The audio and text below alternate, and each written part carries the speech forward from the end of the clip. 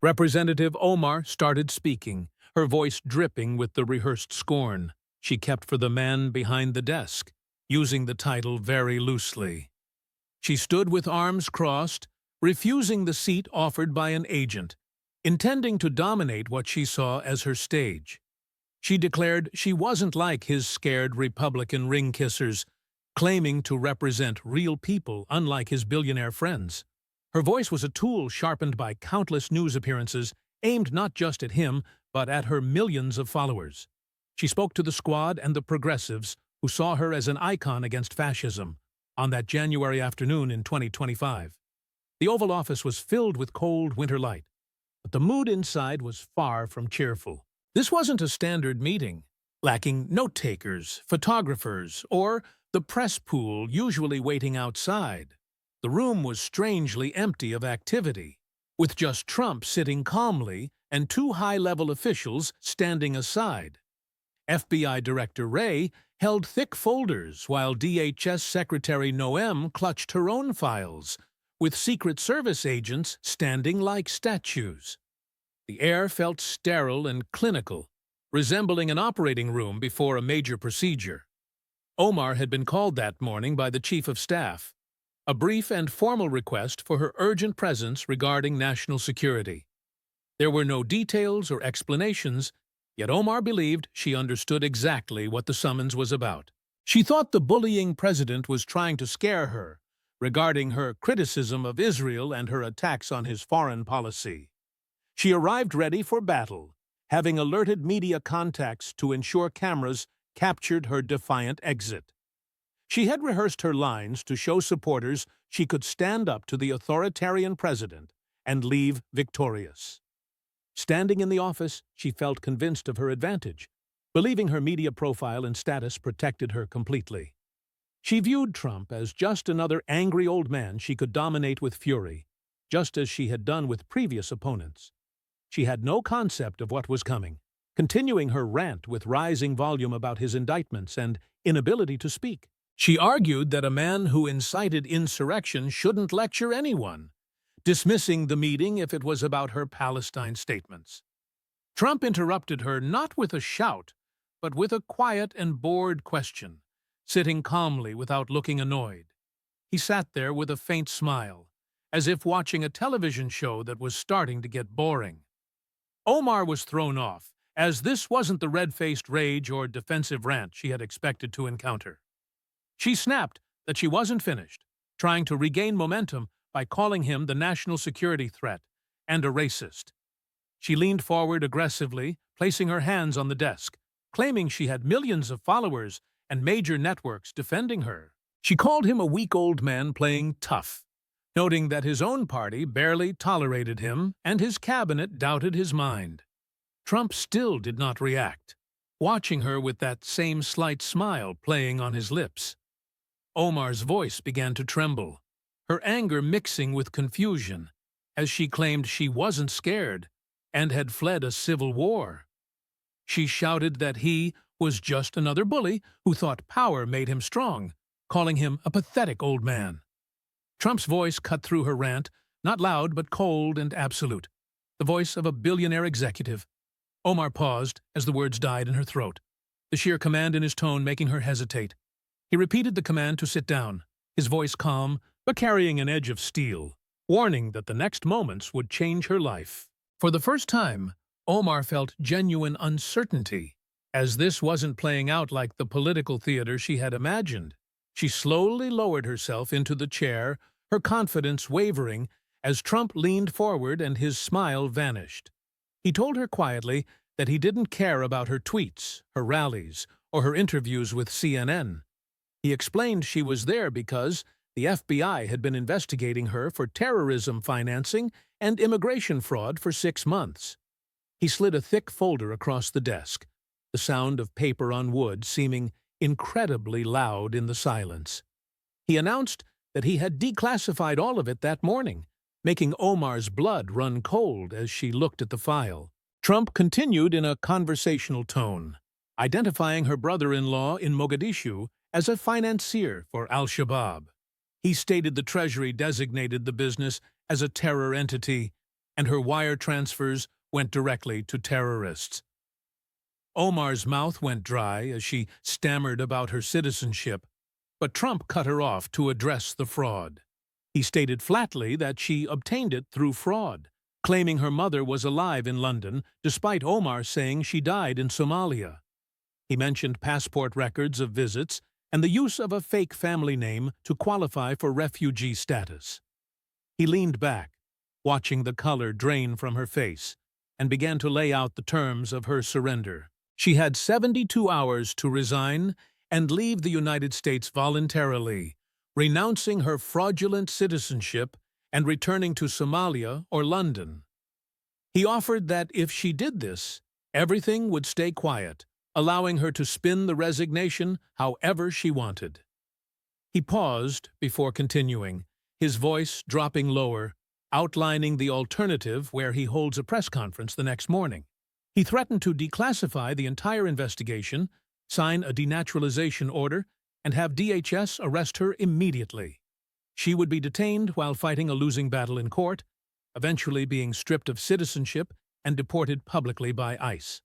His voice became quieter and more intimate, giving her the choice between the easy way or the hard way within 72 hours. Omar sat frozen, unable to process the catastrophe, whispering that he couldn't strip a member of Congress unconstitutionally. Trump instructed Director Wray to show her the evidence so she understood this was not a bluff. Wray stepped forward, opening a folder with the precision of a law enforcement official, his expression completely neutral. As he laid out 6 months of wire transfers and surveillance photos, Omar realized with horror that this was real. Her entire life was about to be destroyed, transforming the confident woman who entered the room into someone facing deportation. To understand this outcome, one has to look back at how the investigation dismantled her belief that she was untouchable. Wray began speaking without political animosity, explaining that the Counterterrorism Division had mapped a financial network called the Mogadishu Map. It started with red flags regarding 17 separate wire transfers she initiated to Ahmed Noor in Mogadishu between 2022 and 2024. The amounts were calibrated to avoid the federal reporting threshold, sent through a hawala network she claimed were simple remittances. He revealed that Ahmed was a high-level facilitator for al-Shabaab, discussing operational support using the funds she provided. They traced specific funds to an explosives expert, meaning she funded components used against peacekeepers. Omar tried to speak, but found no words, her righteous anger replaced by a cold and hollow dread. Wray continued, noting she sat on a committee briefed on how these networks fund terror, implying she knew exactly what she was doing. Secretary Noem then stepped forward with a tablet, swiping through documents to address Omar's origin story. She called the narrative of the tragic refugee a fabrication, stating her mother did not die in Somalia, but lived in East London. Noem tapped the screen to show a photo of Omar at Heathrow, proving she visited her mother while telling voters a different story. She explained that lying on asylum and citizenship forms constituted material misrepresentation, rendering Omar's citizenship null and void.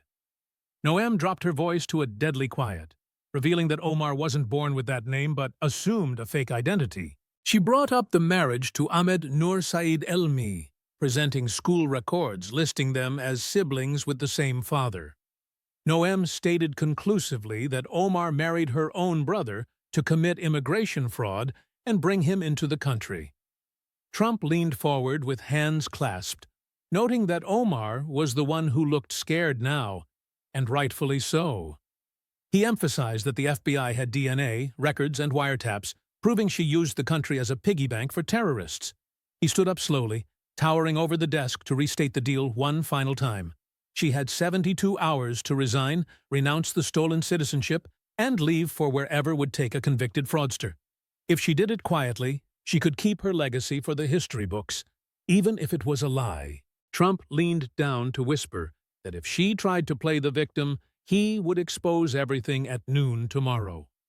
He threatened to show the Mogadishu map and photos of her mother to every news outlet on Earth. He would announce a federal indictment, have her taken into custody, and detained for years while her citizenship was stripped. She would be deported in handcuffs, without cameras or rallies, just a ticket back to the war she supposedly fled. He glanced at the clock, reminding her that time was ticking and she had to choose between the easy way or the hard way. The silence that followed was heavy, punctuated only by the clock and the ventilation system as Omar slumped in her chair. The evidence of the money and her living mother stared back at her, making her practiced rhetoric feel like hollow echoes. She looked at the faces around her, realizing her political armor was paper-thin against the weight of federal evidence. When escorted out, she ignored the cameras and texts from her director, retreating to her car with shaking hands.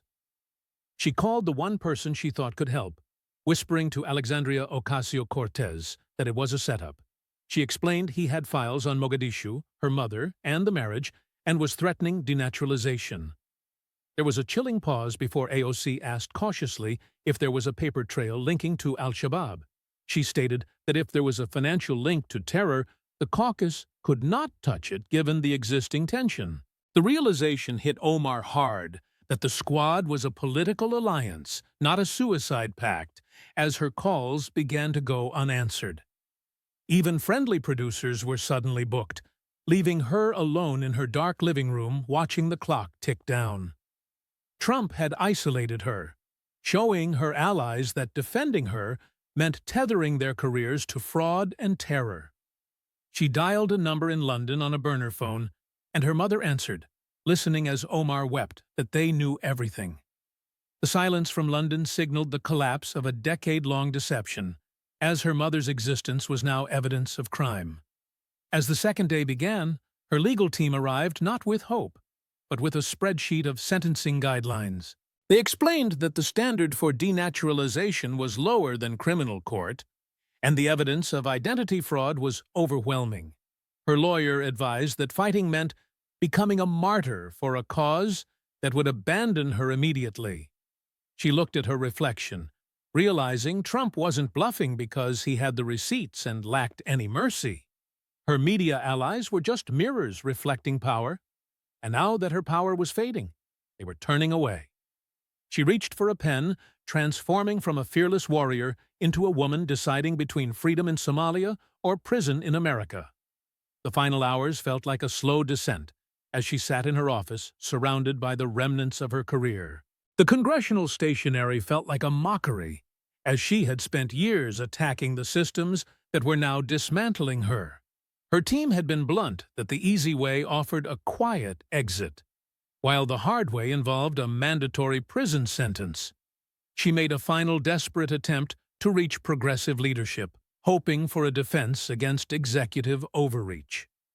The responses were cold and brief, as leadership had seen the bank records and passport files and deemed her a liability. The consensus was that she could no longer be supported, and the squad had dissolved to protect their own careers.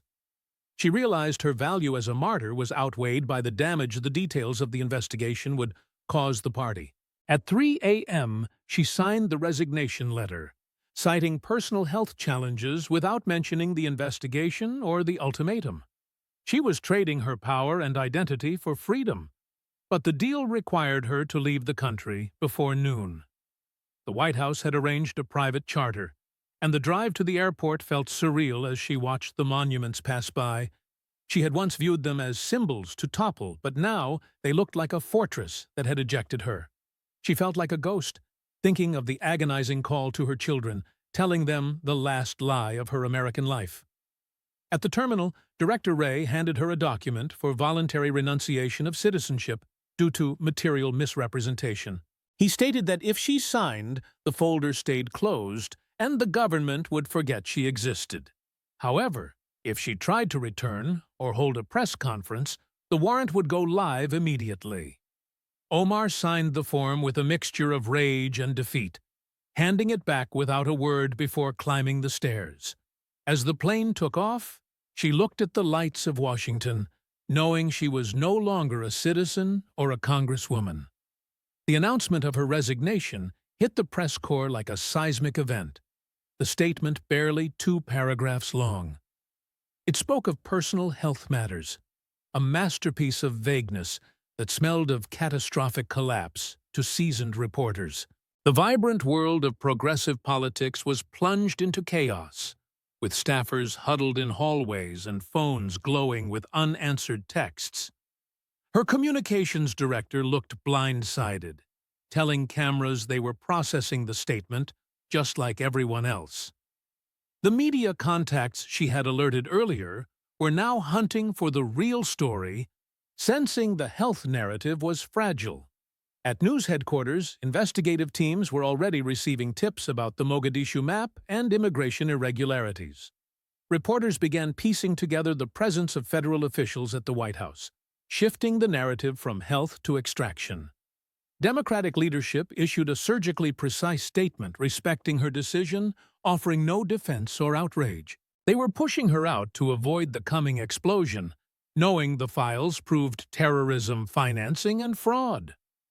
By evening, rumors of a private jet and the term fugitive began to circulate, transforming her image completely.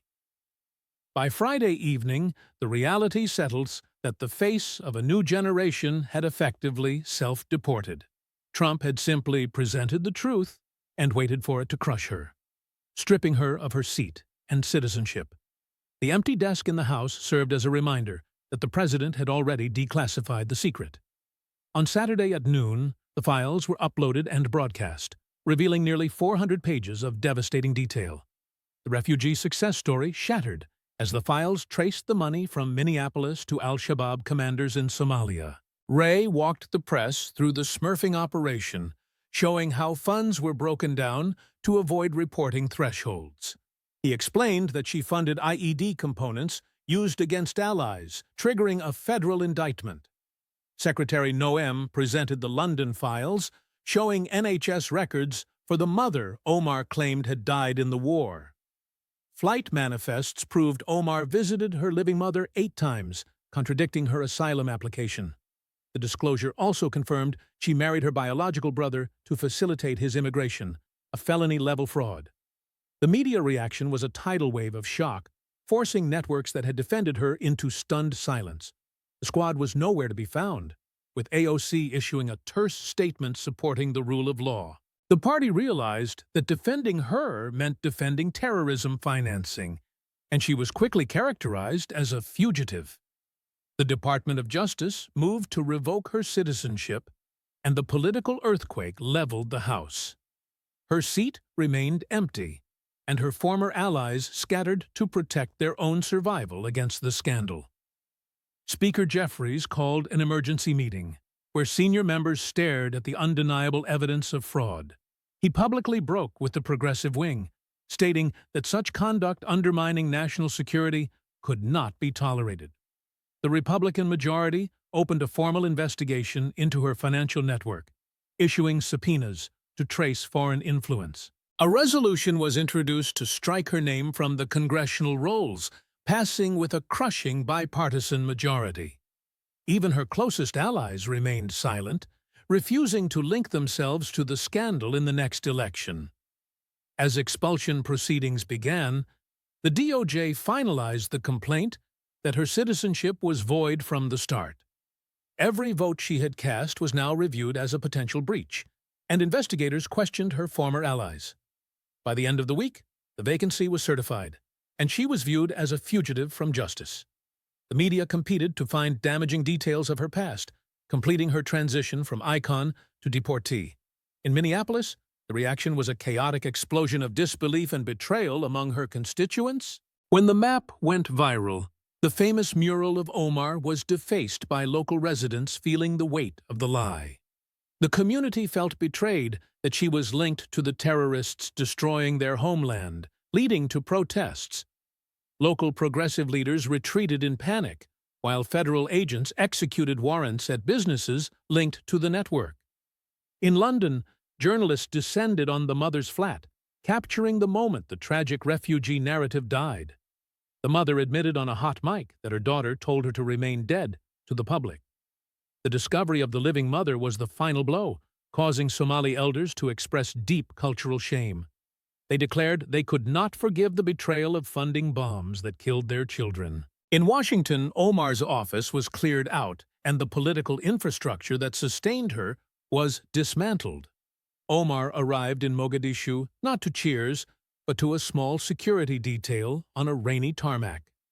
She was no longer a U.S. official, and the Somali government immediately distanced itself from her to avoid sanctions. She was taken to a secure villa that felt like a detention center, with her electronics confiscated. Somali officials demanded to know what the FBI knew, warning her that she had no protector if sanctions hit. The local public was angry, viewing her as a fraud who used their tragedy as a costume to get ahead. Isolation set in as former allies passed reforms to prevent anyone from following her path. A security officer eventually informed her that the network was being shut down and she was effectively a prisoner. By 2027, she had faded into irrelevance, working as an interpreter for humanitarian agencies in a modest apartment. The Congressional Integrity and Transparency Act became law, mandating strict background checks for members. In 2028, a reporter found her looking older and sounding hollow, acknowledging that a declassified file had defeated her. Trump used her case as a proof of concept, and the squad never fully recovered its invincibility. She died in 2039, a footnote in American papers, buried under her original name in a world that had moved on.